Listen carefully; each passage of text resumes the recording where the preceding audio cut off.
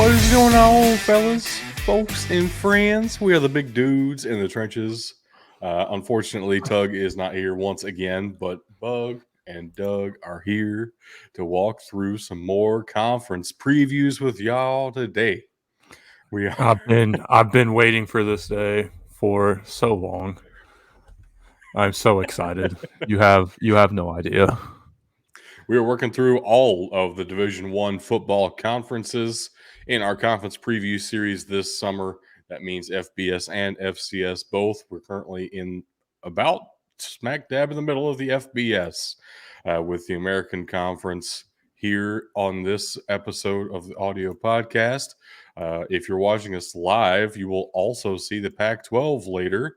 If you're listening on audio, you can go find the Pac 12 probably uploaded tomorrow, or if you're listening later, it's available.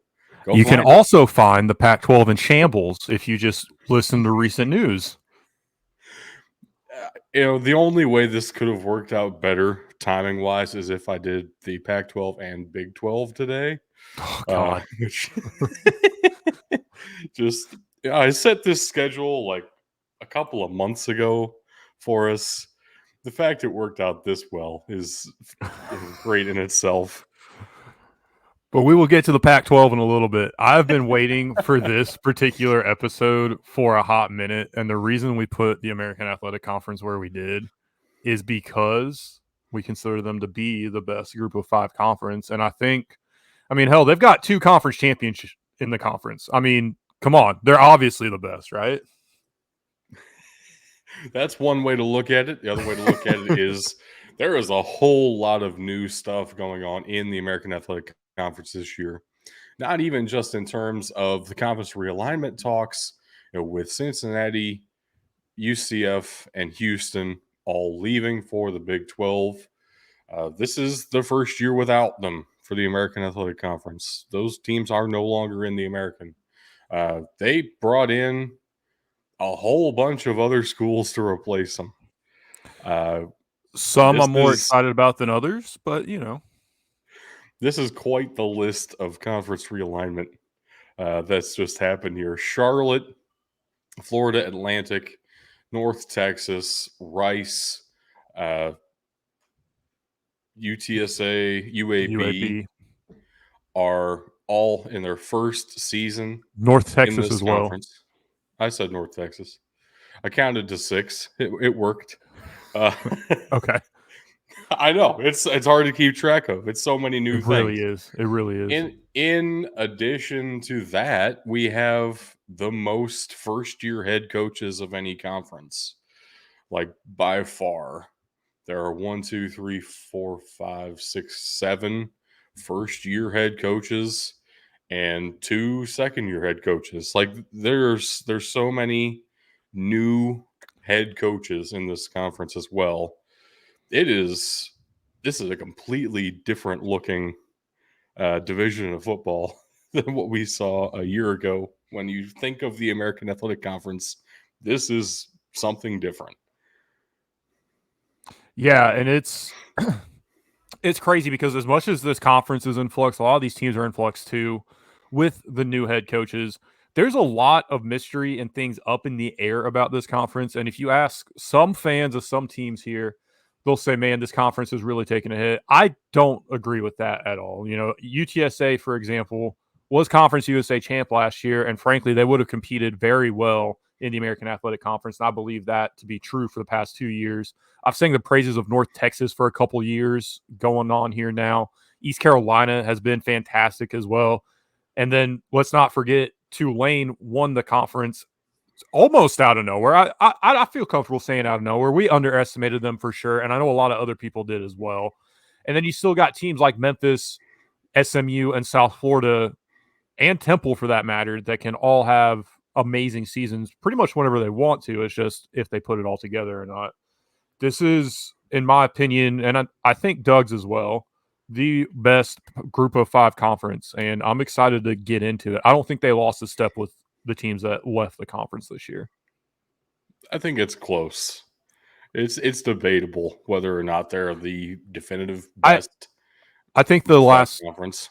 I think if you were here with us live on Tuesday, you couple those two conferences in with the American Athletic, you've definitely got the best in one of those three for sure. That is for certain. There is no doubt in my mind. They're better in Conference USA and the MAC. That is. I I don't love feel those comfortable. conferences.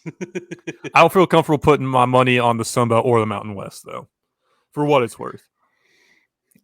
I would say you're more likely to have more really good teams in the American than you'll have in either the Sun Belt or the Mountain West. But you might have the best individual team might be from any one of those three any given year. Unfortunately, the first team in the American we're going to talk about is not good, and that's why they have a first-year head coach. And I love his name, Biff Poggi. But man, I feel for this team right now. Coming off a 3-9 season last year and 2-6 in Conference USA. Ugh. I'd never put it together. His name is Biff Poggers. Because that's how you pronounce it. And it's Poggi. That's fine. No, if he has made headlines in the past couple of days, if you've been keeping up with the American Athletic Conference media days, because there were only 3 questions directed to him the entire press conference, the entire media days, and he got pissed. He's like, wow, I see what y'all think about Charlotte here. I see how welcome we are in this conference. Y'all really come out here with only 3 questions for the Charlotte 49ers. So, I mean, I think that's fair because honestly, the only game I see them even being able to consider winning is against South Carolina State, and that's even kind of a toss-up, and that's to open the year. yeah, but because of how fiery Biff is, I'm 5 wins is reasonable at the same time somehow. We'll see. We'll see how it goes. I am excited to see how they do. I hope they're not the punching bag that I'm expecting them to be, because that's going to be the worst if you just bring in, because there are a couple teams that came into the conference this year that did not have stellar seasons last year. So I totally get the whole mindset of, oh, we're getting worse as a conference. They are bringing back Shadrick Bird at running back. The front of that offensive line looks pretty decent with Panda Askew at left guard. Hell of a name. Respect it. On the defensive line, they're bringing in an Old Miss transfer, cousin of Jadeveon Clowney, Demon Clowney. That is also incredible. Is it Demon or is it Damon? I'm calling him Demon. I don't know how it's I'm actually fine with that. pronounced. I'm fine with that. Yeah, it's maybe he pulls something out of his hat. We'll see.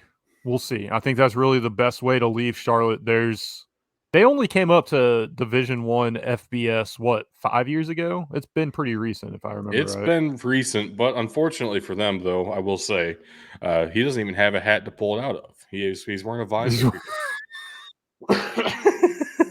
Perfect. Next up, again, going alphabetically as we've been doing. There are no divisions here, so we won't have any weird jump in Which alphabetical is order. fucking amazing as many teams as there are. I think they I just know. haven't gotten around to actually doing them again. I don't think they're going to. I think it's wonderful that they're not going to as well. That's fair. That's a That's fair. discussion for a different time. Anyway, East Carolina's up next. Mike Houston's entering his 5th season here. I got to say, when Mike Houston took office, I don't feel like I had a whole lot of faith or even knowledge of what East Carolina could be. Mike Houston has revealed some strength to the program that I didn't know was possible. Like, I think there's a difference, and I don't. It's hard to describe it necessarily, but I think there is a big difference between a coach who builds a culture and like creates a new culture versus a coach who allows the school's culture to thrive. And I feel like that second vibe is more of what Mike Houston's done here. Maybe I'm speaking out my ass. Well, I will say last year, especially, a lot of that was on the shoulders of Holton Ahlers, who is no Right. longer with the team. I don't, did he transfer? Or he just, I know he was a senior. I don't know if he graduated or transferred I somewhere. believe he graduated. But regardless, Holton Ahlers said, you know what? We've been a middle of the road team too long. I'm going to put this team on my back and we're starting winning some big football games. They only finished 8-5, but that did include a winning in the Birmingham Bowl against Coastal Carolina, who we praised heavily last episode. But Holton Ahlers really was the heart and soul of this team last year. I'm curious to see how they're going to be able to go on without him. I would put more of their success on Ahlers than I would on Mike Houston. And that's not to say that he played no part in it. That's just to say how important Holton Ahlers was to this team last year. Holton Ahlers is now an undrafted member of the Seattle Seahawks. So Nice. hopefully he gets a shot to really succeed there. Yeah, he was phenomenal for them. The career leader for East Carolina in passing yards, passing touchdowns, all sorts of statistical categories. He's the best quarterback East Carolina's ever had. And I know they wish he was still there because they opened the Right. season in Ann Arbor. Whew. Good luck. They would 100% win that game. Jim Harbaugh being suspended, Holton Ahlers coming back for his revenge tour. Right. He should have found an extra year somewhere. They're just giving away in college football right now. So I don't know who's going to end up being the starter at quarterback. I have no bearing on that.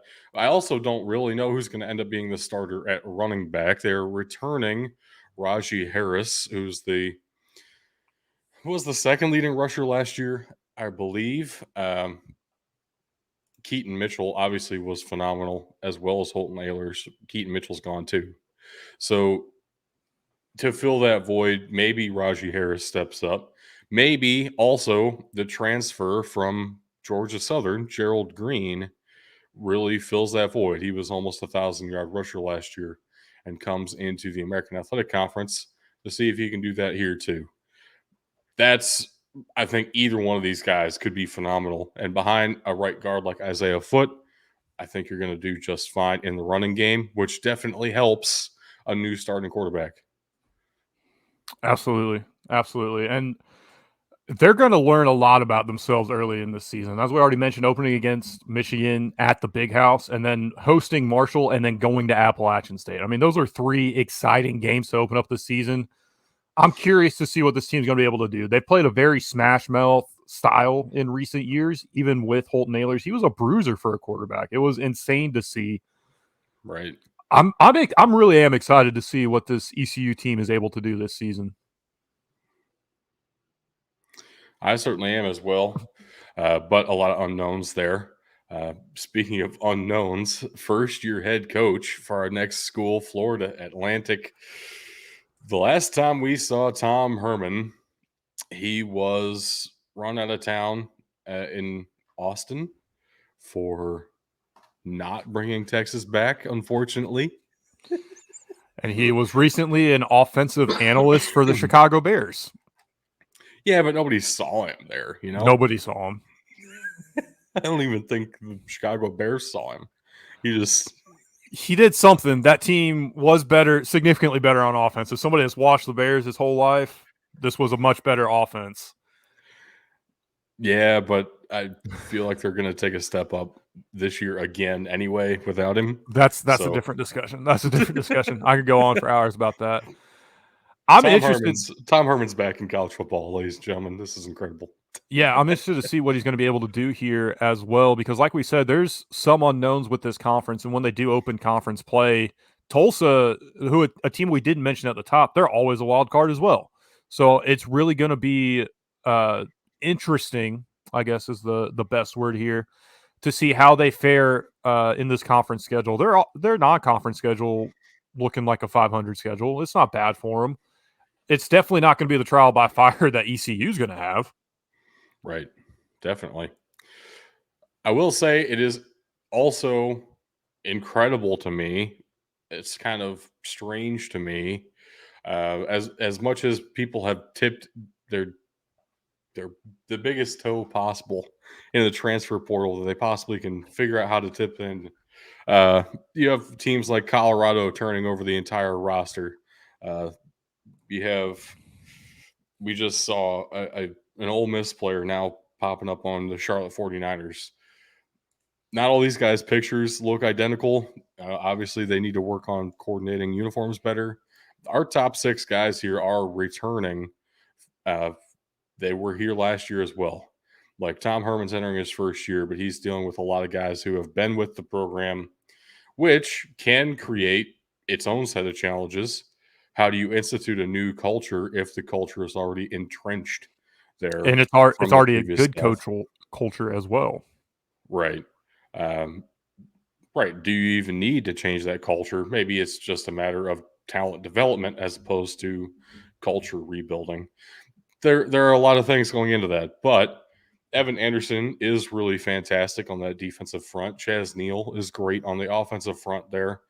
Those pieces definitely help. What feels like it should be a pretty easy rebuild process, like Florida Atlantic's not that far off from being a regular bowl contender. Last year, going 5-7, felt like they had some left in the tank, even. So it's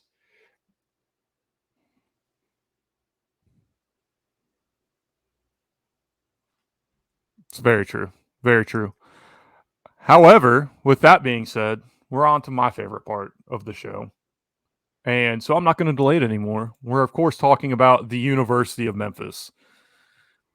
There is a lot of debate and heated conversation, we'll call it, among Memphis fans as to whether this is a hot seat season for Ryan Silverfield. He's taken the team to a bowl game every year he's been there, and I believe he's won every single one of them, aside from, I believe, his first bowl game, the Cotton Bowl, when he was the interim head coach. I'm not going to hold that against him. That's a tough spot to come into against a team like Penn State as well. But I think the biggest thing you got to look for here is this team last year lacked the ability to finish in so many games. And so often it felt like their foot came off the gas pedal and then they were caught on their heels and unable to close out the football game and come away with a win. There are also a couple times where a lot of people, and I would say a lot of smart football people, would say, why aren't you calling the timeout? Why aren't you trying to get a challenge on something here? And it just didn't happen. So, as much as these players need to grow and perform, Ryan Silverfield has to make some adjustments on his end as well. Now, there are people saying it's all on him. That's bullshit. Seth Hennigan has improved every single year. His progress has been slower than Paxton Lynch, but in my opinion, from watching him progress and where he was his freshman year, comparing that to Paxton Lynch's first year, I see a lot of similarities, and I think he's on the right track. The difference is he has not had consistency at wide receiver, and as you can see here, Toski Dove coming in from Mizzou, he's going to be the number one target. He has no, previous chemistry built with Seth Hennigan.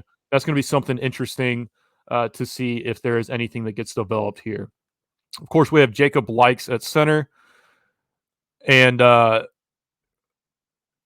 I'm curious about this offensive line too. Memphis has produced some excellent offensive line talent in the past, but right now it seems like it might be a bit in flex. I don't know how many starters they've got returning. I haven't dug too deep into the offensive line, but what I am excited for is having a defensive end for once be a player to watch on the defensive side of the ball. It seems like this is the first Jalen Allen, who we highlighted in our preseason All-American show as well. It's really the first year where I haven't been over the moon about a defensive back, or we haven't had that big run stuffer in the middle of the defensive line here at Memphis. I'm interested to see how he's going to be able to control the game from that defensive end position, and they're going to need it because it seems like their pass rush has just been lacking in recent seasons. There's going to be a lot riding on Jalen Allen's shoulders this year. sure.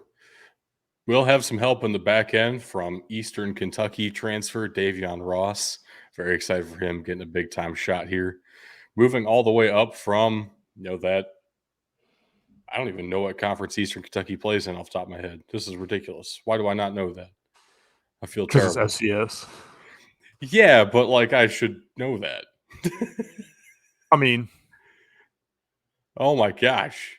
They're in the no, it's not. I thought they were in the Big South OVC, but they're not. It's definitely not. Holy shit. Whatever. We'll figure it out. we are going to highlight. We are going to No, highlight some. they're in the UAC now. That's There you what go. it was. They were in the other hyphenated conference that just changed their name. All right.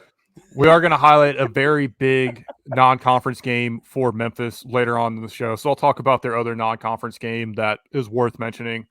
I want to leave with this. We'll talk about the other team in this rivalry here momentarily, but UAB and the Battle of the Bones being back is what I'm here for. There was recently the trophy exchange.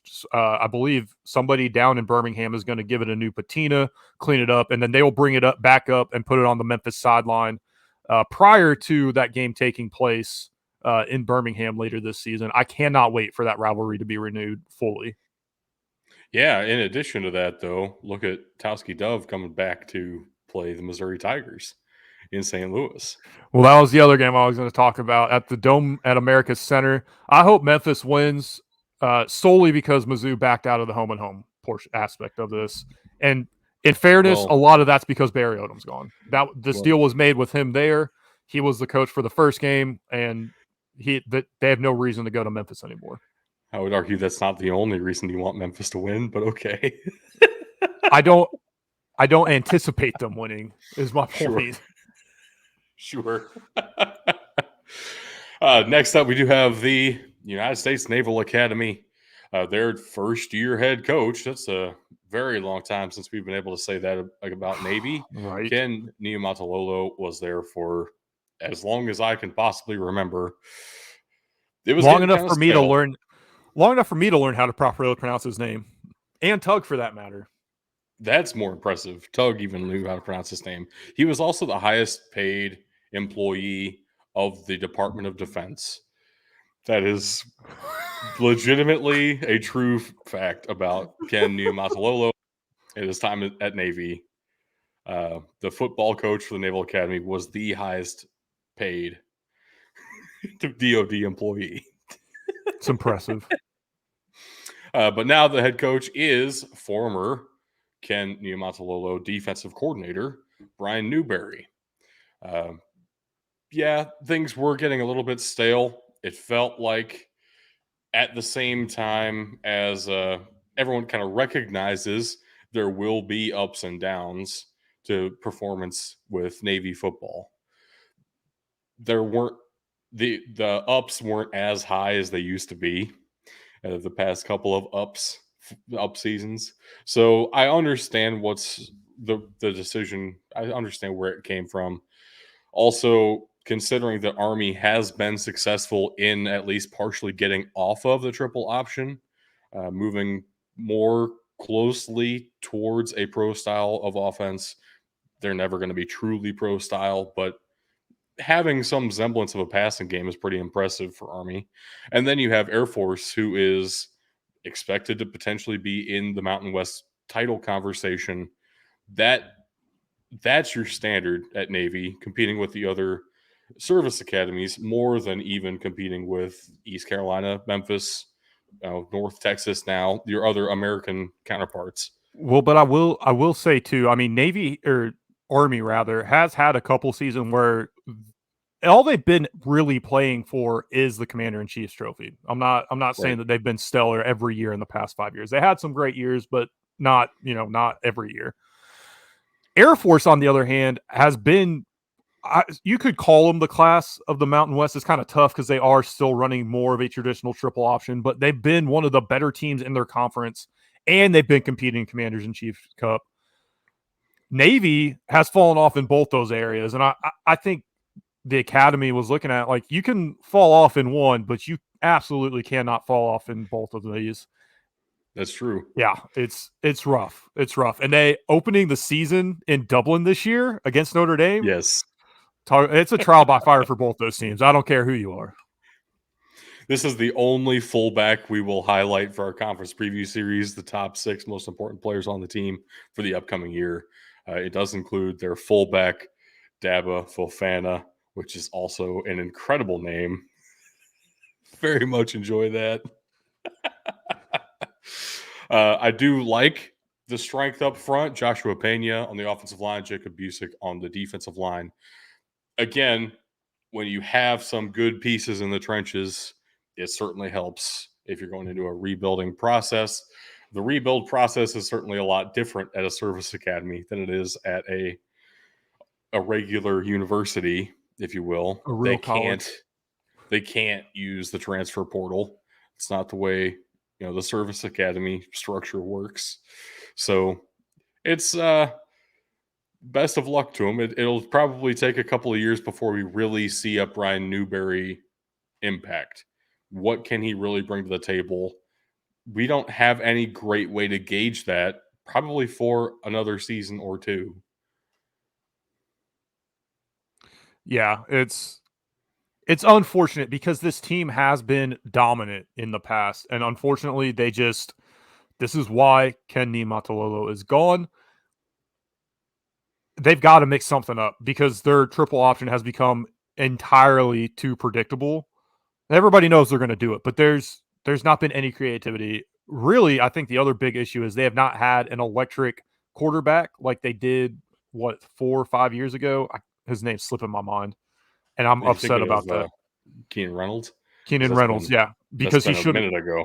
he should have won the Heisman that year, in my opinion. I firmly believe that, and it seems like since he left, they just have not performed at all.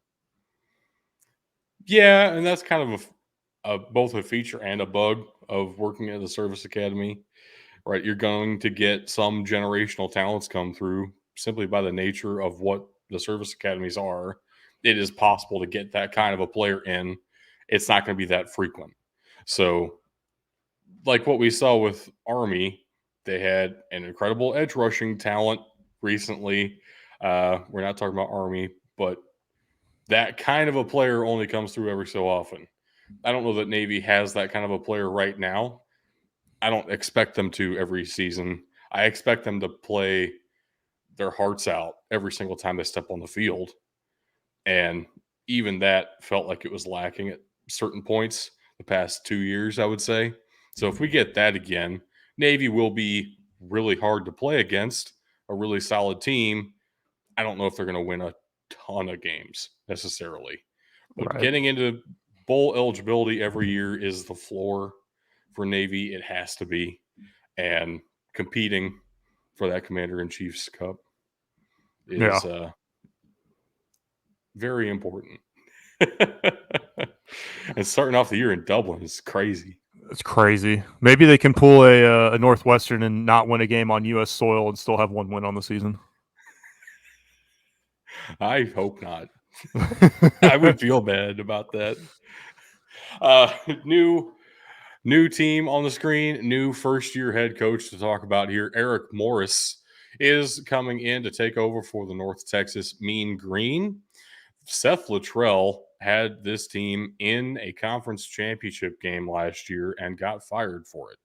That is both wild and somehow equally understandable because they felt like they were underperforming, even though they were in a conference championship game.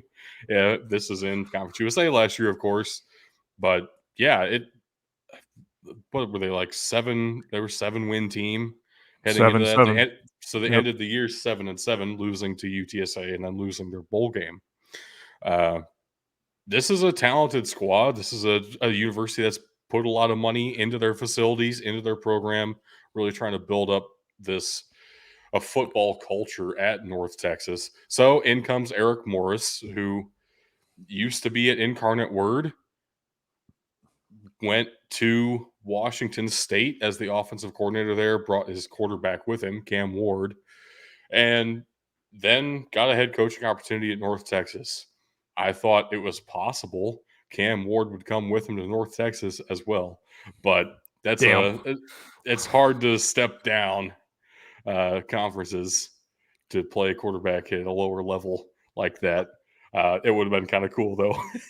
I will say, I don't know how much of the defensive coaching staff has been retained, But that is what has really turned me on to this team. I have not had the opportunity to watch a ton of their games, but from seeing highlights and somehow the algorithm on all the social media has decided you're going to watch some defensive highlights from practice for North Hell Texas. yeah. And I was absolutely stunned watching this. And yes, UTSA dismantled them. I believe that was their second time playing UTSA in the Conference USA Championship. But they only lost by 3 to a high-powered Boise State offense in the Frisco Bowl last year. This team, people need to start putting respect on their name and giving them the credit they deserve because they're not going to sneak up on you. They are just that good. I wish Tug were here for this episode simply for this slide alone. I would love to have him go nuts on these names. This would be a great time for me.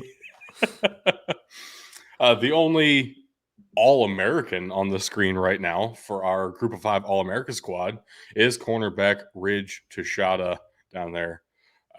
He is one of my favorite defensive backs in the country, and it feels kind of crazy. He's very young, yet has a lot of potential to grow into the role still, and yet I've seen flashes of true greatness out of him, it feels like to me. Ragsdale, running back, Burns, receiver. There are some weapons here, legitimately. The question is, who's really going to be your quarterback? Who's going to step up and perform in that role? I don't know who that could be right now. But the defensive line is not a question. If you have a strong defensive line and a great defensive back room, you're going to perform well. I love linebackers, but let's be real. If you have, the other two ends of it, the line and the defensive backs, linebackers become, it's a nice to have, not a need to have. Not a need. So I think North Texas could do very well this year. Like you said, I don't even know if that would necessarily be a surprise. I don't think anyone should be surprised by North Texas playing well, but at the same time, it feels like nobody's really talking about them as a contender for the American title, and I think they might end up in that conversation. Absolutely. And I'll tell you what, hosting Cal to open the season, that's going to be a massive test for this defense. And really, it's going to show us a lot about Cal's offense and what Brian Kelly's been able to put together there. So if you're with us live, stay with us for the Pac-12. We'll talk more about them later. Let's move right along to our next team, though. Staying in Texas, because this is like a massive Texas conference. It is. It's certainly becoming that way. It's the baby Big 12. It's the better Big 12. That's not true. Anyway, next up is the Rice Owls. Rice is one of those iconic, historic football programs in all of college football, and they have been dog water for the past few years. Absolute shit. They were 5-8 last year, and I swear they were the worst team in the fucking conference, like in the world last year. I kind of agree, and yet I also kind of feel like I really respect the job Mike Bloomgren's been able to do here at the same time. If you're wondering how we got to 5-8, that doesn't sound like a real record for college football. They were 5-7 and got into a bowl game because there were too many bowl games for the number of eligible wasn't teams. Allowed. Right. And they got in on academics, so good for them. But also, what the hell? I mean, and then they lost to a team that probably already beat them in the regular season too, in Southern Miss. So I mean, come on, what are we doing? Yeah. The offense should be very fun to watch, though. I don't know if they're going to put up a ton of big numbers. This is JT Daniels' 47th team in college football in his 86th season in the sport. Very exciting to see him back. He's had like 2 decent seasons out of the 5 seasons he's had in college football. Like, seriously, if I think of good JT Daniels performances, his freshman season at USC was like, wow, this guy might be something. And then he was at Georgia for a while, didn't do anything. He was at, obviously West Virginia is where he's transferring to Rice from. I I don't even know what to make of JT And Daniels. he's going to Like be he's going to be at least you're throwing. getting a lot of experience. Yeah, at least you got at least one, name recognition receiver in Luke McCaffrey, of course, Christian McCaffrey's younger brother. And then Bradley Rosner too. I feel like that name's more familiar than it should be. They've got another recognizable name on the defensive side of the ball, middle linebacker Chris Conti, and I'm half Yes, tempted to say that's why you put him on here. maybe. Maybe that's part of it. I think Gabriel Taylor is probably their best player on the defense. Luke McCaffrey is one of those cases where you have a better athlete than you have a football player, I think. Christian McCaffrey is his brother.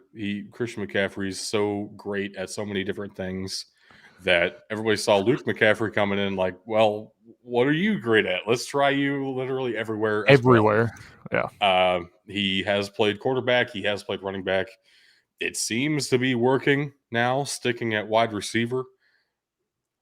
If he can elevate and become a legitimate threat in the receiving room, that would be great news for Rice. It's possible. It's certainly possible. They I couldn't put it opened past him. they opened the season with 3 games against other teams in Texas, including the Longhorns to open the season in Austin, and then coming home to play Houston and Texas Southern. Look, those first 2 games are really going to show what this offense is made of, and I don't want to say it's going to give us a look into how the season's going to go. Those are 2 very difficult games to open the season with. But really, I think that Houston game is going to give us a look at how the season's going to go, and potentially that Texas game. It depends on if Texas comes out hot or flat. It really does. I mean, if Rice ends up beating the Longhorns in Austin, um, go ahead and disregard the That's what rest of I'm this saying. conversation. Yeah, But I that's don't what I'm expect saying. them to do that well. It's going to depend on if Texas comes out hot or flat because they could literally do either one. If that happens, I'm going to take the gamble that Quinn Ewers just goes ahead and he gets himself benched after the first game of the season. We have Arch Manning time. Oh, we're already talking about Tiger King. It's time to move on and stay in the great state of Texas yet again with SMU because, of course, there's more Texas teams in the American Athletic Conference. This is the second to last one. And second straight slide of West Virginia transfers. Charles Woods down there corner. Let's talk about the job that Rhett Lashley has done so far. His singular season with the Mustangs was a 7-6 performance, a loss to BYU in the New Mexico Bowl by a single point. And SMU has had a reputation recently for being an extremely exciting offense with no defense and a tendency to fall apart at the back end of the schedule. I didn't see that as pronounced last year as we saw before Rhett Lashley took over, but maybe I don't even know what point I'm trying to make there. It feels like SMU might be finding their way out of that issue, but that's a tough stigma to break, and It seems there like is a their lot of issue. flash to this offense still. Yeah, and I think that's the problem is that's been live by the home run, lose by the home run. And when you find a team that can defend that well and is ready for it and you're predictable in your play calling as to when you're going to do it, it makes things difficult for them. It doesn't seem like they are a very deep team as far as play calling goes, and they're certainly not able to control the ball well, which has been the Achilles heel for a couple teams in this conference. They are bringing in a transfer at running back out of the University of Miami, Jalen Knighton, who is a very talented, highly rated running back who hasn't really got a chance to prove himself yet. So we'll see what he can do here. RJ Maryland is a very talented tight end. Doesn't have a ton of stats just yet, but I'm looking forward to seeing him put up some numbers this receiving game is going to look entirely different. Tanner Mordecai is gone. Rashee Rice is gone. So the guys who you think of when you think of the SMU offense from last year are no longer with the team, either in the NFL or in case of Tanner Mordecai at Wisconsin now. That's different. Right. But you have a guy like RJ Maryland who might need to step up in a huge way, has some experience with this school now, only had like 300 yards receiving last year, but I see the talent in him. Let's see if SMU can draw that out and really produce something special here. Uh, I don't know what to expect out of SMU. I think I like Rhett Lashley's scheme and his system, but we need to see it come together on a team that has, let's be honest, it has less talent than last year's squad. I'll say this too, looking at their non-conference schedule, it definitely looks like they're auditioning for the Big 12, but it might be a little bit tougher with all the Pac-12 craziness that's going on. But like we said, we will talk about that for our audio listeners in the next episode. And if you're watching this live, you'll see it in a little bit. We got a little under half of the American Athletic Conference to get through here. So, to the worst team in the conference, at least by record, shall we? I guess. I'll say this: if we have to. the loudest the South Florida faithful got last year was when they had a ceremony honoring Quentin Flowers, friend of the show, Quentin Flowers. Yes. That tells you pretty much all you need to know about the state of this college football team at present time. Yeah, they do have a new head coach. Alex Golsh was in theory at least, was the architect of that Tennessee offense from last year that did so well. Everybody's like, oh my gosh, we got to get a piece of that somehow. Let's bring in the offensive coordinator. So Alex Golsh gets his first head coaching gig here with the USF Bulls. He'll be coaching a talented but inconsistent quarterback in Jerry Bohannon, who can be very fun to watch at times, but also probably a little bit frustrating to folks who are really a big fan of his. He'll be helped in the backfield by Florida transfer Naquan Wright.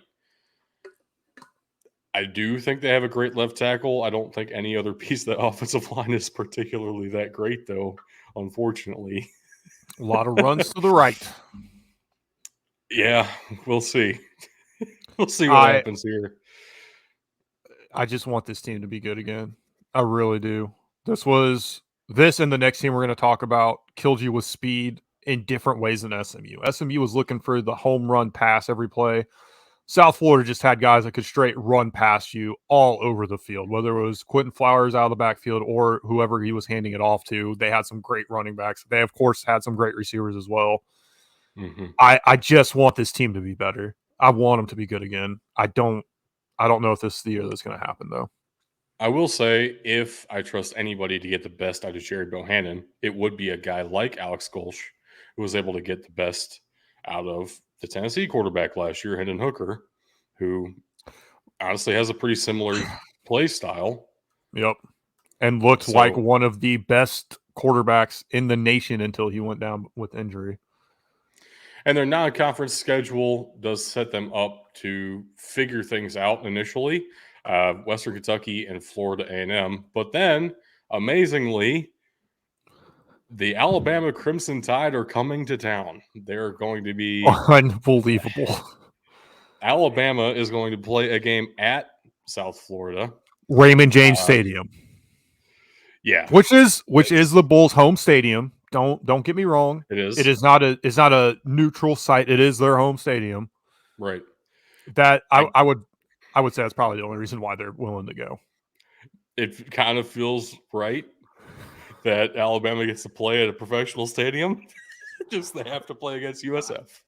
But also tip the cap to Alabama for doing that. All right, I don't know all the details of it. I don't care enough to look, frankly, but tip of the cap to them.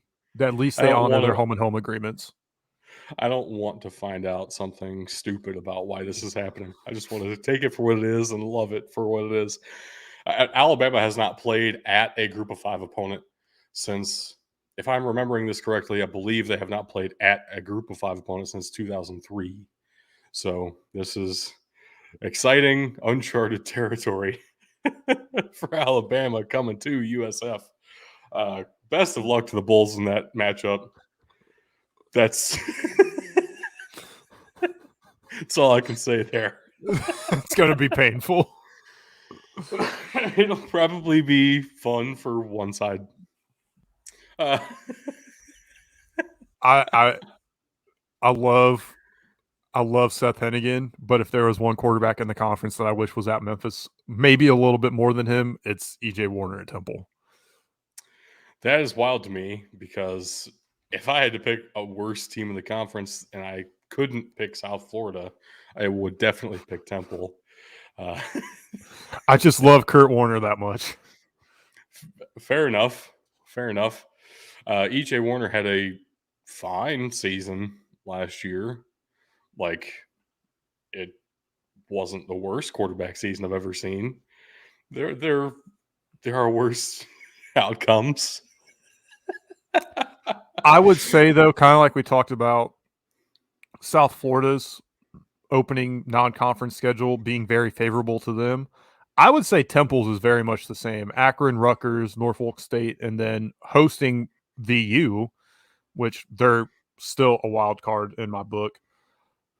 They've definitely got some things to figure out. Again, another team that traditionally, when they've been good, has been good with speed. 3-9, 1-7 in conference last year. They've got some things to work through. Obviously, EJ Warner, this is going to be his second season in the offense with second-year head coach Stan Drayton. I think there's more promise in this team than some people will give them credit for. Do I expect them to be competing for the conference? No, but I do think they'll be.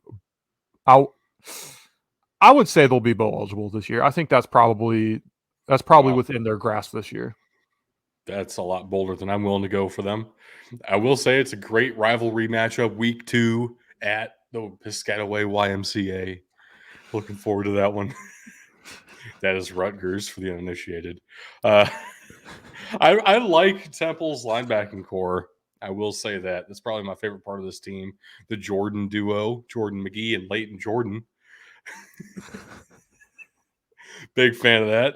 Not only for name reasons, but also because I think they're actually both very good and could play anywhere in this conference. They happen to be a Temple for Stan Drayton, and we'll see. We'll see how they do. Yeah, I'm not going to put it past them that they might get to bowl eligibility, but I would be surprised. I think that 6-1 is going to be tough. I will say that. I will quantify it and say that 6-1 is going to be the tough one for them to get, in my opinion. I see 4 realistically in my mind. I But see we'll I see 4 in a toss up, and then a 6-1 they would have to fight for. That's kind of where I'm getting bowl eligibility for them. fair enough. Fair enough. Moving We'll on see. to a much better team whose name also starts with T because there's not enough teams that start with T in this conference. There's only 3. Fair. A team that came out of nowhere for some of us, right? Came out of nowhere for some of us to take the conference by storm. Willie Fritz, he has really turned this program around. We kind of knew that the change, the turning of the tides, pun intended, was coming. But I don't think any of us expected it to be last season. I believe you and I were talking about this season being the year to look out for them, and they were a year Yes. ahead of schedule. Yes, I remember that conversation because it was a couple of years ago. We were watching Tulane and like, holy cow, they're playing with heart. They're playing tough. You get some talented folks in this squad. Willie Fritz has something going on here. And I And remember specifically, we're going to talk about this game later, so I don't want to give away too much of it. Specifically, I was watching a game of theirs 2 years ago after it had been moved due to hurricane, and the team went out there with heart, but man, they just didn't have it in them. You could tell they were just drained. They were out there playing their hearts out, and it just did not work out for them. But man, this team was, or no, this was not against the team we're talking about later. This was against Oklahoma that it got moved for. They're out there yeah, with heart. They just did not have it in them with everything else that was going on for them at the time. last season, Yeah, though. I mean, that was Lincoln Riley Heisman winning Oklahoma era yeah, of, yeah. and they were right there. And I think it was supposed to be in Tulane. It was supposed to be in New Orleans. I think if they host that, I absolutely think they win that game because they gave the Sooners all they could handle in that one. So our top 6 here of players on the screen for you for Tulane are all returning from last year's American Athletic Conference Championship squad and Cotton Bowl winning squad. They are a New Year's Six champion after they beat the University of Southern California 46-45 in Cotton Bowl. Just an incredible showing. I know US people of say C. the U of SC. Yes. U of SC. I fucked it up, but I don't even care. They're not the real USC. I know people will say that, Caleb Williams, in his speech for the Heisman, he's talking about how we didn't make a playoff. So, like, you can tell the team didn't care as much. It's a New Year's Six bowl. If you don't come out and play your best, what the fuck are you doing? This is one of the most important bowl Just games sit, the entirety of bowl season. just sit out. Everybody does it Right. now anyway. Just sit out. Right. And Caleb Williams still played in the game. They didn't have anybody sit out. It is the Cotton Bowl still. So for them to come out and lose 46-45 to Tulane, it's not an indication of, you can't take that as USC just gave up on it. That's not a reasonable argument. Yeah. Tulane came out and played their hearts out and won the Espe- Cotton Bowl. Especially with not how they whooped up on UCF. This is not like they were a bad team that just happened to sneak away with that win. No, this was a Right. hard-fought win for them in the Cotton Bowl. So Michael Pratt is back at quarterback. Sincere Haydensworth was our Group of 5 All-American center. Darius Hodges as edge rusher for Tulane it has been incredible. Jarius Monroe back there at corner is also somebody to definitely keep an eye on. And Willie Fritz is a miracle worker. I don't know what else to say. Tulane hasn't been good since the 40s. And here they are as one of the best teams in this conference. Yes, it's beautiful to see. Really, as an objective fan, it's beautiful to see. As a Memphis fan, I really hate that there's not an easy win penciled in there for Tulane anymore. Let's go ahead and jump to Tulsa with their first year head coach. Yet another one. One more after this too. We're not escaping it. Kevin Wilson is here after being formerly a head coach at Indiana. It's Indiana, so we all know how that went. Then he was offensive coordinator for Ohio State for a couple of years. It is very easy to say offensive coordinator at Ohio State with Ryan Day and Brian Hartline really being the ones to run the show. What in the world did Kevin Wilson even do here? I don't know if that's fair, but also I get it. So I think this is a great opportunity to see what Kevin Wilson really did there. He does have a talented quarterback coming back. I do like Braylon Braxton quite a bit. He's a very young quarterback, though. We'll see what he's able to do with Kevin Wilson's coaching. Ethan Hall is another one of these. There are a couple of really talented tight ends in this conference who don't necessarily have the stats to back up me saying that they're very talented yet. But they're young guys. They have another season or two in them. Let's give them a shot here. I think Ethan Hall can be great for Tulsa. And Joseph Anderson has some of the best hair that I've seen so far in the American Athletic Conference. That's got to do something. Adds I a don't know. win or Ethan two to the Ethan Halls is schedule. pretty good. Ethan Hall is pretty great, but I don't know. The blonde throws me off a little bit. I like the dark hair mullet action from Joseph Anderson. That's fair. I gotta say, Tulsa, Kevin Wilson. I don't know that he necessarily has a tall task ahead of him. This team, definitely a team of missed opportunities. Opening the season in Laramie against Wyoming, losing that one in double overtime. You would think maybe that kind of sets them up on a bad road to go down. They win their next two and then only lose to Ole Miss by 8 points. I mean, it's a one possession game, 10 points for Cincinnati, but then they get boat raced, pun intended, by Navy. Just absolutely blown out in that one. And that kind of blew up the rest of the season. They closed up beating Houston. I mean, this team is such a head scratcher. You can never really tell what you're going to get when you play them. Man, this is tough. I'm curious to see how much he's going to be able to change the culture and really affect change for this team for the better. And really, the better I think we're looking for is just consistency. Yeah, I was just about to say, I think it is exactly the inconsistency that's the reason they have a new head coach this year. If they can iron that out, even play it in an even keel, not necessarily their greatest football, if they can play it an even keel, even just 80% of their potential, this is a 7-win team this year. Easy.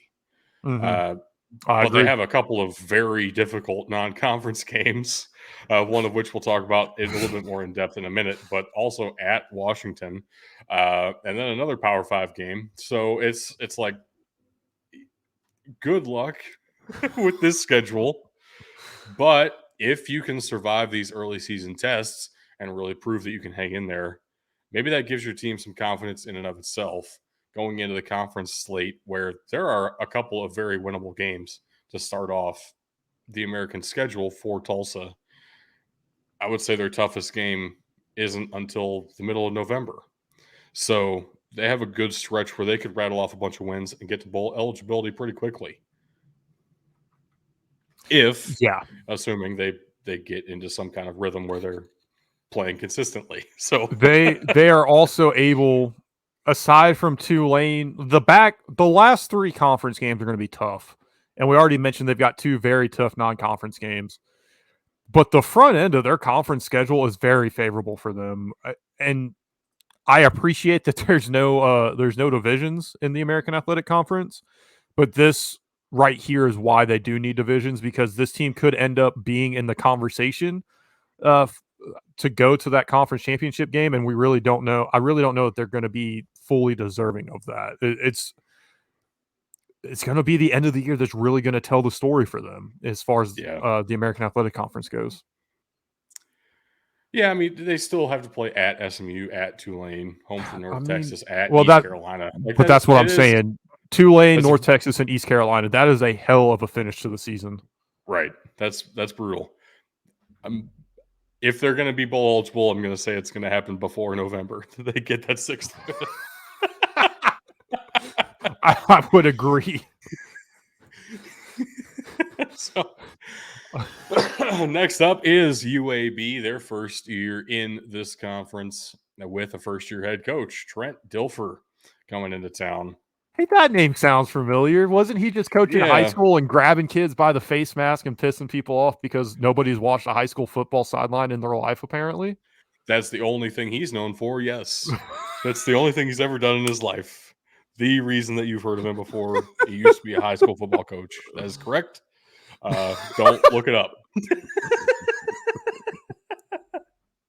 He has also had been on a little bit of a podcast tour since becoming the head coach at UAB, saying, hey, I'm in this for the long haul.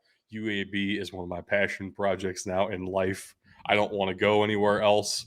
This is the biggest college football I can possibly get into. I don't want to be a head coach at, say, Georgia or Florida. I want to be at a school like UAB, where you have some great traditions, but you also have a chance to really connect with the young men, develop this talent. And that's cool. You're saying all the right things. Also, you're Trent Dilfer with zero coaching experience out of a single year of high school football. Like, this is an experiment right here. Let's call it what it is. It might work out, but boy, oh boy, did they want to end their non-conference schedule with something that's going to be very painful for everybody. They end their non-conference schedule in Athens against the defending national champions. And then if that isn't bad enough, they then have to open the conference schedule against defending conference champion 12-2 Tulane. I mean, this is whoever made this schedule deserves to be slapped across the face because this is not fair to UAB. This is very nearly the opposite of Tulsa's schedule, where they not only have to play at Tulane, they have to play at UTSA. They're home for Memphis. They're home for you know Florida They're Atlantic, but then they at Navy, which is always tough, especially for a team who doesn't normally play a triple option kind of a team. This is the first mhm. year in the conference, so good luck figuring that out immediately. At North Texas, at Georgia. I mean, holy shit! This is Man, I was without really looking at their schedule, I was thinking they were going to have a good year.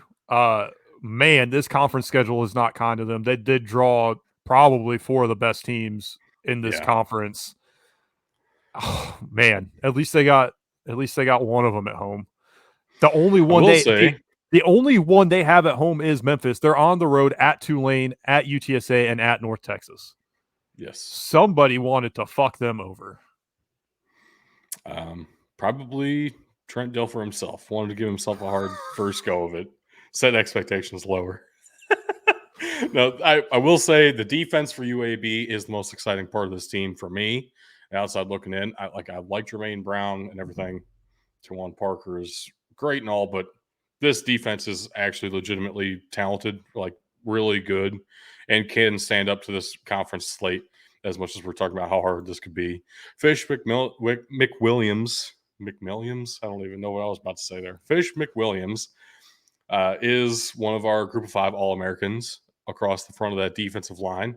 Mac McWilliams on the back end, not related, just the same last name, and apparently really difficult for me to pronounce for some reason. That's cool. Jackson Bratton at middle linebacker is probably my favorite linebacker in this entire conference. And as much as I talk about how much I like the linebackers for Temple, Jackson Bratton individually is better than both those guys.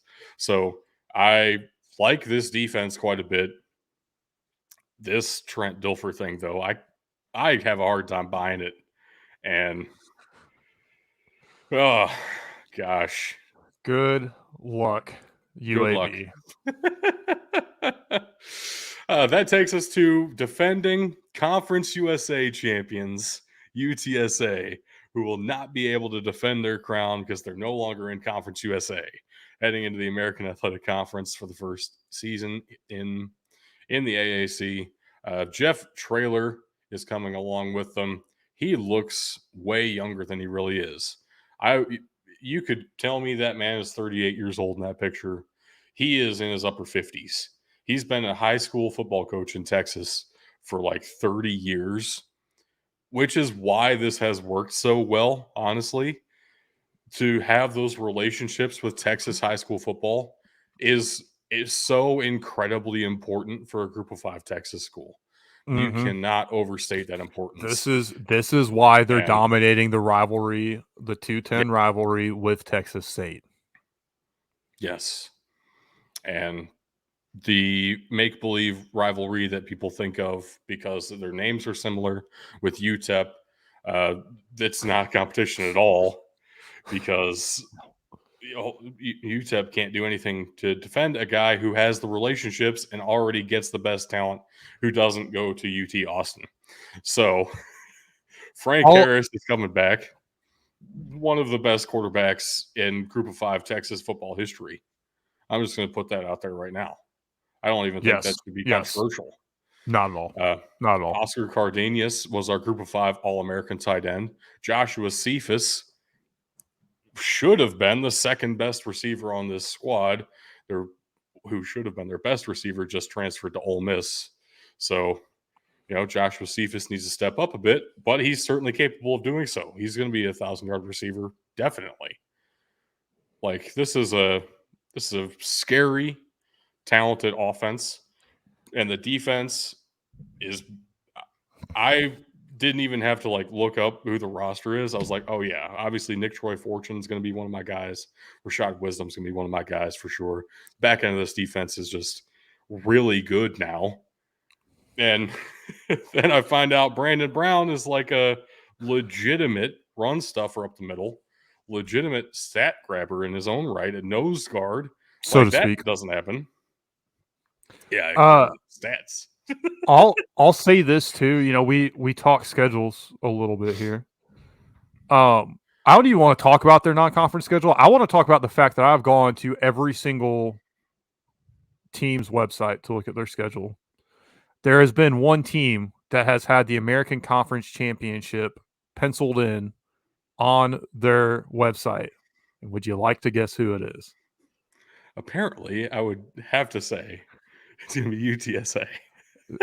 I mean, that just shows you the expectations for this squad. And that's not even coming from Jeff Traylor. That is the university and the athletic department. And frankly, I don't know that that's that far off. Right.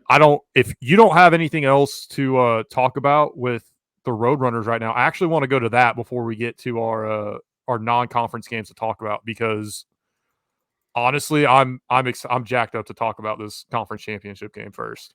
Well, I do want to say before we talk about that, the non-conference schedule for UTSA is fascinating because they're playing at Houston, then they're playing Army, and they're playing at Tennessee. And with the coaching Texas State changes, after playing Houston. yeah, Texas State is a thing that happens, but I want to get to Tennessee. They're at Tennessee, which Tennessee, with all their expectations now built up because of last year's wild, out of nowhere season with Hendon Hooker and Alex Gulch coming together, those two guys are gone. You don't really know what you have at Tennessee right now. They're going to come in with all the hype in the world because they're Tennessee and because they're Neyland and Knoxville, and everybody around there likes to pretend that they're the best team ever for some reason. That's going to be a huge matchup. I don't think Tennessee is ready for the kind of threat the UTSA is going to come into Neyland with. That could be one of the biggest games this offseason, this non-conference slate, and it's not a game that we're going to talk about individually because it's not at an American Athletic Conference stadium. It's at Neyland, but holy shit, I might take UTSA to win that game, depending on how Tennessee comes out with a completely different system, completely different offense. So that's UTSA is that good. I like them a lot. I take it back. ECU had it as well, but that's besides the point. I Whatever. I do think if you're watching, you saw a little glimpse of our non-conference previews. I think there's probably 4 or 5 teams, honestly, that I think have a shot at competing for this. What's going to be interesting though is how schedules fall out, how schedules line out. Sure. I don't think it's completely out of the question that we get another back-to-back championship game, as this conference has been known to do, between Tulane and UTSA. However, I'm not exactly ready to write off North Texas, ECU, or Memphis for that matter. And it's a tall order. I could see UAB doing it too. They definitely have their work cut out for them, probably more than anybody in the conference. But I think this conference is really wide open, and it's not because there's no good teams. It's because there are a lot of good teams in this conference. It is very realistic. As much as I was like shit talking UAB's offense and all that, they were 7-6 last year. And depending on what Trent Dilfer can do, this could be a very good team. I think you're absolutely right. The defense is legitimately scary. Defense wins championships. It's possible. UAB could be in that conversation. We talked about Tulsa's schedule to the point where if they're 7-5, it wouldn't surprise me all that much. Yeah. Yeah. Even 8-4. East Carolina is going to be up there. Memphis is going to be up there. North Texas is going to be up there. SMU is going to be up there. UTSA, Tulane, of course, are going to be up there. Florida Atlantic could be up there too, honestly. That could be. We're talking about 8 of the 14 teams in legitimate, not kidding, conversation potentially for this conference title. I will say the easy answer is probably right to me. Tulane UTSA would make a ton of sense here. And so who would you take in winning that one? Between those two right now, I would take Tulane.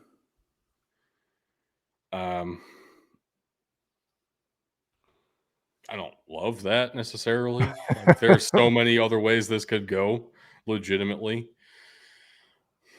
I think I'm going to take the the low hanging fruit though and go with the reigning, defending, Undisputed. and still the undisputed American Athletic Conference champions of the world. So I'm going to take Tulane to repeat. Okay. But you got to hear me out. Huh? Are you going to roll like a D20 and see what team you end up with on the other side of that? End up with Navy, like maybe. Who knows? It could be. What I think, I wanted to go ECU, but ECU has to play Tulane and UTSA, and I think that's going to do it in. Let me go back to. I still have UTSA schedule up. UTSA, they've got ECU in North Texas and Tulane to close out the season. We've seen this enough times in the American though, where it becomes like almost a rite of passage. Your last game of the regular season just has to be your conference championship game matchup. So UTSA at Tulane, and then we get the same exact thing in a couple of more weeks. And Memphis doesn't have UTSA. They don't have ECU, but they do have North Texas and SMU. I think SMU is on a little bit lower peg than probably the other ones we've talked about. I would agree with that. They're at North Texas, but they're home against Tulane. Of course, I'm going to lean this way. I'm trying to talk myself into another team. I really am. I know what you're going to say though. It's fine. It's okay. Let me look at Tulsa's schedule again. Let me look. I want to take Memphis in the conference championship game. I really do, but I also really don't. You know, for the sake of all this, I want to put my due diligence in and take a look at it. The problem with Tulsa is, like we talked about with them earlier, we don't know what we're getting, and that seems to be the case they close out Tulane, North Texas, ECU. Fuck it. Yeah. I have to take Memphis here. It does pain me a little bit to do it. Not that much. I'm not that upset about it. But that being said, it's a big prove it year for Memphis in a lot of regards. This is a big year for Seth Hennigan. This is a big year for Ryan Silverfield.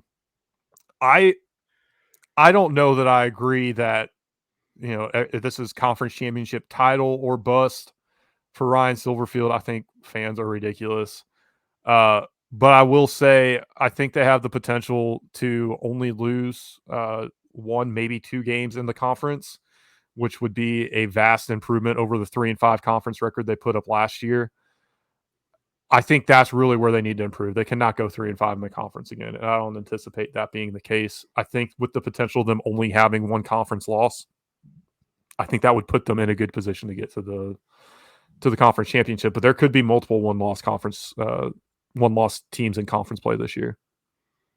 I will say I've already locked in Tulane UTSA as the boring pick. That's the broke option. The woke option is, you know, probably the one Tug would have picked if he were here. Let's go ahead and pencil it in for him. Memphis against UAB for the conference title. Battle of the Bells Part 2. They get an even bigger rack of ribs trophy.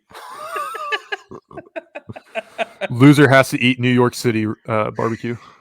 So then regular season, you get a half rack. And then conference title, you get a full rack of ribs as your trophy. That'd be great. It's not gonna happen. That'd be great. Going backwards though, we do have some non-conference games. I don't want to forget about those before we get out of here. Yeah, so we've been trying to pick the biggest non-conference games that are happening in stadiums of the conference that we're talking about. So big time teams coming to the conference. This is, for the most part, Power 5 teams coming to play American Athletic Conference teams, because the American has the reputation now of, hey, these teams are really freaking good. You can get a Tulane who comes out there and wins a New Year's Six bowl. You can get a Memphis who comes out and plays very well in the New Year's Six bowl. You can get a Cincinnati who goes out and makes the college football playoff. Those teams came out of the American. Like, the American is a legitimately solid conference. We're not going to talk about Alabama at USF in here, the top 3 most anticipated non-conference games. Alabama's going to walk. Everybody knows it. But Ole Miss at Tulane could be a legitimately fantastic game. And it's at Tulane. It's at Yulman Stadium in New Orleans, September 9. That is a game to look forward to just for anybody around the country. If you're not watching that game, you're doing something wrong, because that is what a matchup that's going to be. Yeah. Ole Miss is a question mark yet again, as it seems like they always are, even though they always have high expectations for that team. I don't think their expectations match Tulane's expectations, which is insane to say. I'm probably more excited for this game than really any other game that we have on the slate here. Ole Miss, they're hoping to finish like 3rd in their division. Tulane is hoping to go back to a New Year's Six and potentially crash the college football playoff. Like, that's that's the goals for Tulane as opposed to Ole Miss. Ole Miss would love to be able to finish behind Alabama and LSU in their division. That's true. That's true. Next up, we have an in-state matchup. Oklahoma is heading down to Tulsa, in Tulsa, Oklahoma, H.A. Chapman Stadium, September 16. This is one of the biggest disparities in Power 5 stadium size to Group of 5 stadium size that they're visiting this year, which is a very fun stat. Tulsa Stadium is very small, but they're hosting the Sooners on what needs to be a prove-it year for the Sooners, right? Last year's 6-6. That's not good enough for Oklahoma. And Tulsa, 5-7. Like, you could look at this from the outside saying both teams are really bad. Why would I care about this? At the same time, this is one of those fuel in the fire that starts, that starts a bigger revolution kind of a deal. And this is a rivalry between these two schools, frankly. Absolutely. Pretty historic rivalry. Goes back a very long time. And if whoever wins this game, that's just massive to the future success of the program. Like, this feels like a huge turning point for both of these teams. I don't know. Maybe I'm overselling it, but I don't think you are. I think you're spot on with this. I really do, because wins this game, this is massive, and Tulsa might end up being in that conversation for the conference championship, like we were saying they might end up being. Not just the conference championship, but this next game too. This kind of goes right into it. Boise State at Memphis. This game, again, before the events of the last 24 hours, looked like it was going to be a big tryout for the Big 12. I still think it has that potential. And going back to the Tulsa game for a second, Oklahoma's leaving the Big 12 after this season. They're going to be in the SEC. Right. So it's another tryout game. We got 3 teams that are really looking to potentially go up. And hell, Tulane could even do that too, because, by the way, they have more SEC conference championships than Ole Miss, but that's a different discussion. No, that is this discussion. Fuck Ole Miss. Let's go Tulane. Green wave, baby. Fuck Ole Piss. Boise State at Memphis is something Group of 5 football fans have been waiting for a while, I would say. Really, Boise to play any of the better teams in the southeast part of the country. Tulane probably has entered that conversation, but UCF would have been one I think people would have loved to have seen in the past couple of years. They did play UCF the past couple of years. That's right. It was a very anticipated game. You're right. That's right. So Boise brings eyes whenever they come out to this part of the country to take on another, like a peer, basically, because them and Memphis are peers. Right. I'm ecstatic for this one. I'm very excited to see how this game goes down. As much as we talk about this potentially being like a tryout for a Power Five conference, Boise State has not been in those conversations at all. I think of their own volition. Like, I think Boise State is comfortable being in the Mountain West and doesn't want to go anywhere. In Which, fairness, the Mountain West might become a Power 5 conference here in a little bit anyway, so maybe they're playing right, their cards right. maybe. But they definitely don't seem to have any momentum towards going to the Big 12.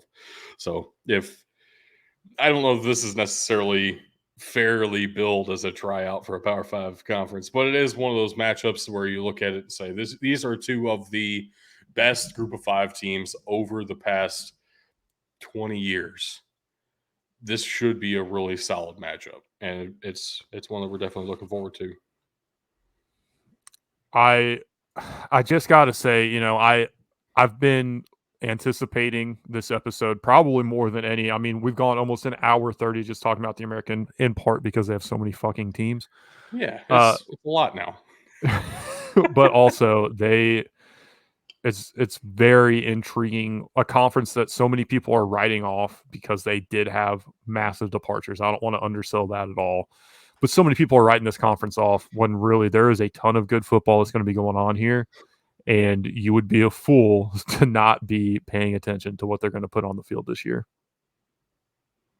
Yeah, the American is just as exciting as ever. Cincinnati, UCF, and Houston were a lot of brand recognition for the conference. But, man, there are a lot of great brands being built right now. And some historic ones, too, that are coming back. I mean, Tulane used to be very dominant. So let's get a resurgence of Tulane dominance. And let's not forget, right? Let's not forget that 2 years before UCF went undefeated for the first time, they didn't win a single game. This conference builds brands. This conference builds teams up. I'm just saying, you better pay attention to the American Athletic Conference. What it sounds like you're saying is watch out for USF. They're coming. USF is coming. USF is inevitable. But listen, if you are an audio listener, this is the end of this episode. And if you're watching on YouTube, same thing, same story there. However, if you're live with us here, you're going to hear these links twice because we're going to take a quick break after this. But here's all of our links. You want to support the show, maybe send a little money our way. Check out patreon.com/BDT football. You can also check us out live on Twitch, twitch.tv/Big Dudes in the Trenches, all one word there. We will respond to your comments if they are football related. And if they're, just, hey, how's it going, guys? I'll respond to you in the chat live here. So come on over, say hi to us. You can also ask us questions live on the air. If you don't want to ask live, you can email us, mailbox@bdtfootball.com, which, by the way, we have a website, bdtfootball.com. You can check us out on Twitter, right? Twitter.com/BDTfootball or @BDTfootball. Same thing with Facebook.com. The only difference is Instagram.com. It is BDT_football.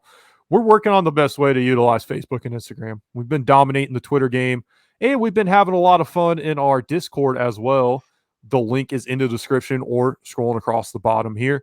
And last but not least, like I mentioned, we do have those videos out there for your viewing pleasure later. You can check out youtube.com/Big Dudes in the Trenches. Doug, before we have our little pause here, before we get into the Pac-12, do you have anything you would like to add, sir?